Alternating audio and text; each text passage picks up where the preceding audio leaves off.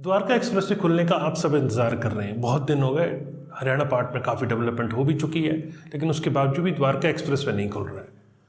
तो आज मैं इस पे क्या रीसेंट डेवलपमेंट है, कब ये खुलने वाला है, ये आपको बताने वाला हूँ। वीडियो में कहीं मत जाइएगा, लास्ट तक बने रहेगा, क्योंकि इन्फॉर्मेशन ये इम्पॉर्टेंट इसीलिए क्योंकि ये आपको एक कनेक्टिविटी दे रही है। नमस्कार, मैं हूं Pradeep Mishra. The property Mishra show में आपका स्वागत है। यहां हम आपको प्रॉपर्टी और प्रॉपर्टी मार्केट की हकीकत बताते हैं। नो बकवास, डायरेक्ट काम की बात। चलिए शुरू करते हैं। द्वारका एक्सप्रेसवे हरियाणा का पार्ट करीब करीब रेडी हो चुका है। टोटल 29 किलोमीटर का ये एक्सप्रेसवे है, जिसमें 19 किलोमीटर करीब ये गुरुग्राम का पार्ट है, पैकेज 3 एंड पैकेज 4। जैसा आपने देखा कि करीब करीब रेडी हो चुका है, लेकिन अभी तक खुला नहीं है। इसी कारण से बहुत सारे लोगों को डेली दिक्कत आती है।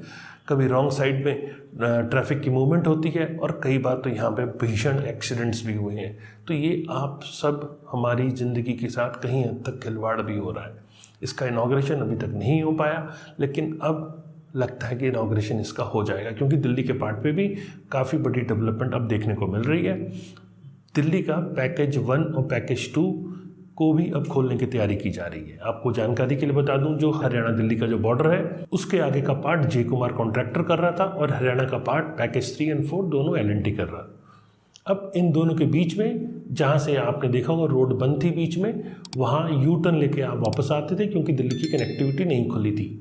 अब उसको थोड़ा सा हरियाणा के पार्ट में और ऐड कर दिया गया है और उसको दोनों को आपस में ब्रिज किया जा रहा है, कनेक्ट किया जा रहा है। जो बंद रोड थी उसके नीचे अंडरपास पहले से बन गया था, लेकिन अब उसे ऊपर की तरफ से कनेक्ट किया जा रहा है। मतलब दिल्ली और हरियाणा के बीच की रोड की डेवलपमेंट हो रही है।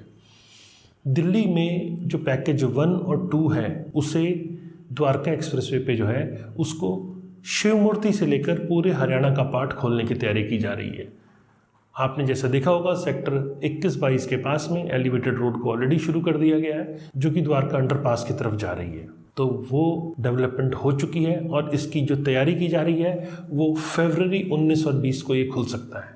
अभी तक के जो सूत्रों द्वारा जानकारी मिल रही है वो 19-20 को इसको खुलने की हो रही है। ये पूरा नहीं बना है, लेकिन इसमें करीब 10 लेन के आसपास खुल सकते हैं। पूरी डेवलपमेंट इमीडिएटली पॉसिबल नहीं है, लेकिन 10 लेन भी अगर खुल जाते हैं तो NH48 का ट्रैफिक द्वारका एक्सप्रेसवे पे होकर और वापस मानेसर के पास जाके मिल सकता है। मतलब खेड़की तौला के पास में जाके मिल सकता है।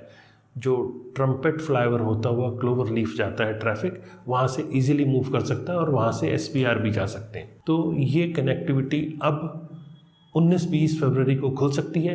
इन प्रिंसिपल अप्रूवल करीब करीब हो गई है। अगर स्पीडी डेवलपमेंट हो पाया तो फरवरी 19-20 तारीख को इसका इनॉग्रेशन हो सकता है।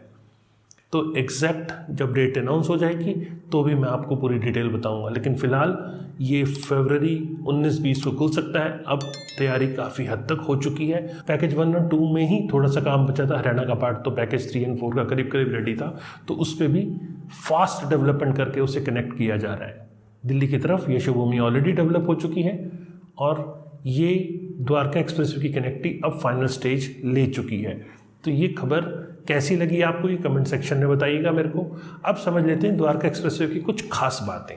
द्वारका एक्सप्रेसवे, जैसा मैंने बताया कि ये अपने आप में एक बहुत बड़ा यूनिक एक्सप्रेसवे है। ये फर्स्ट 8 लेन एलिवेटेड रोड है और इसका नाम NH248BB है। ये NCR के अंदर टोटल 29 किलोमीटर के ऊपर बन रहा है, जिसमें 19 किलोमीटर हरियाणा के अंदर है और 10 किलोमीटर करीब ये दिल्ली का पार्ट है। ये अपने आप में एक बहुत बड़ा, एक लार्ज इंफ्रास्ट्रक्चर है जो द्वारका एक्सप्रेसवे यहाँ बन रहा है।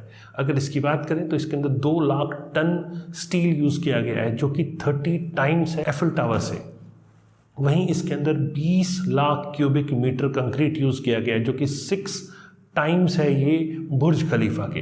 तो ये एक्सप्रेसवे क्यों ना हो खास, क्यों सब इसका इंतज़ार कर रहे हैं। जैसे आपने कुछ दिनों पहले भी देखा होगा, नितिन गडकरी जी ने खुद इसकी रीसेंट डेवलपमेंट्स को मॉनिटर किया और इसको एडवर्टाइज़ किया। तो ये कनेक्टिविटी बहुत इंपॉर्टेंट इसीलिए हो रही है कि ये साथ साथ UER2 को भी कनेक्ट कर रही है। तो दिल्ली को भी एक अच्छी कनेक्टिविटी UER2, चूँकि दिल्ली का पार्ट जो है वो काफ़ी हद तक UER2 के भी अंदर आता है, तो UER2 भी आप देखेंगे बहुत जल्दी खुलता हुआ आपको नज़र आएगा। तो ये दिल्ली और गुरुग्राम दोनों के लिए ट्रैफिक मामलों में बहुत बड़ा गेम चेंजर साबित होगा।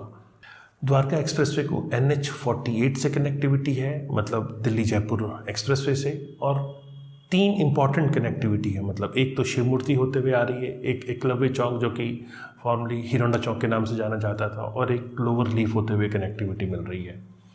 इससे साउथ दिल्ली, वेस्ट दिल्ली ये आपस में अच्छे से कनेक्ट हो रहे हैं, और SPR को यह भी कनेक्टिविटी दे रहा है, मतलब SPR होते हुए आप गोल्फ कोर्स एक्सटेंशन या गोल्फ कोर्स रोड भी जा सकते हैं। इससे फ़ायदा एक और है जो रिसेंटली डेवलपमेंट की गई है, इसे सोना रोड से कनेक्ट किया गया है और दिल्ली मुंबई एक्सप्रेसवे से भी कनेक्ट कर दिया गया है, मतलब SPR होते हुए आप इन दोनों कनेक्टिविटी में भी जा सकते हैं। तो इसका फ़ायदा ये मिलेगा कि NH48 के ऊपर ट्रैफिक जैम नहीं लगेगा, और ये एलिवेटेड रोड है तो ट्रैफिक यहाँ से ऊपर सीधा दिल्ली मुंबई एक्सप्रेसवे पे भी जा सकता है, तो कंजेशन काफ़ी हद तक इससे रिमूव हो रहा है। इसको कनेक्टिविटी KMP से भी मिली हुई है, एक direct link Gurugram Rewari Pataudi national highway से कनेक्टिविटी के थ्रू इसे KMP से कनेक्ट किया जा रहा है। और जैसा मैंने बताया UER2 से तो कनेक्टिविटी है ही है, मल्टी यूटिलिटी कॉरिडोर जो बना हुआ है गुरुग्राम में उससे कनेक्टिविटी है, इससे मानेसर इंडस्ट्रियल एरिया को कनेक्टिविटी है, धौलक कुआं के ट्रैफिक कंजेशन को इससे काफ़ी हद तक हल्का किया जा सकता है। तो ये द्वारका एक्सप्रेसवे अपने आप में एक बहुत बड़ी डेवलपमेंट है, अब खुलने के लिए तैयार है। कैसा लग रहा है आपको, ये आप मुझे कमेंट सेक्शन में बताइए। क्या आपको लगता है कि 19-20 जो एक्सपेक्टेड डेट है इस पे ये खुल पाएगा, ये भी हमें कमेंट सेक्शन में बताइए। और फ्यूचर में रेगुलर ऐसे इन्फॉर्मेटिव वीडियोस देखने के लिए सब्सक्राइब करें, और अगर वीडियो अच्छा लगा तो लाइक कमेंट शेयर करना ना भूलें। नमस्कार एंड जय हिंद।